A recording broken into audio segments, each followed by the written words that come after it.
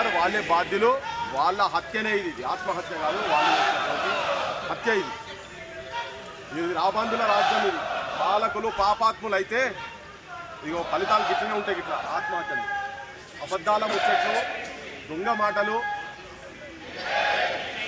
మేనిఫెస్టోలలో పెట్టి 42% రిజర్వేషన్స్ కల్పిస్తామని చెప్పి రాజకీయంలో ఉద్యోగాలన్నా విద్యలో ఇస్తామని చెప్పి నమ్మబలికి ఓడ దాటేదాకా ఓడమల్లన్నా, ఓడ దాటినాక బోడమల్లన్నా అన్న లెక్క వీళ్ళు అధికారంలోకి రాగానే ఉట్టిగా జీవోలు, పనికిరాని జీవోలు మూతి దూడ్చుకొని అవతల వాడేసే జీవోలు తీసుకొచ్చి కోట్లలో ఆగిపోయే జీవోలు తీసుకొస్తే ఇక మానసికంగా ఇబ్బంది పడి, ఎందుకంటేనేమో ఇటువంటి ఏదైనా సమస్యలు ఉంటే తుపాకులు పట్టుకొని అన్నలకు పోయేది.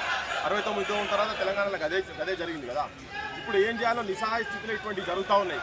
నేను ముఖ్యంగా అందరికీ 50 మంది తెలంగాణ ప్రజలకు ఈ ఆత్మహత్యల పరంపర ఆపాలే. ఇది వీరత్వం కాదు, శూరత్వం కాదు.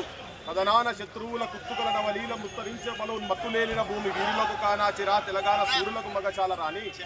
ఇక్కడ కారం పొడితోటి రోకల్ బండలతోని పల్లెలు నైజాం పాలనను తుపాకులకు తోపులకు ఎదురొడ్డి బగాయించినటువంటి నైజాం ఉడబీకి బగాయించినటువంటి ప్రాంతంలో ఆత్మహత్యలు జరగవద్దు.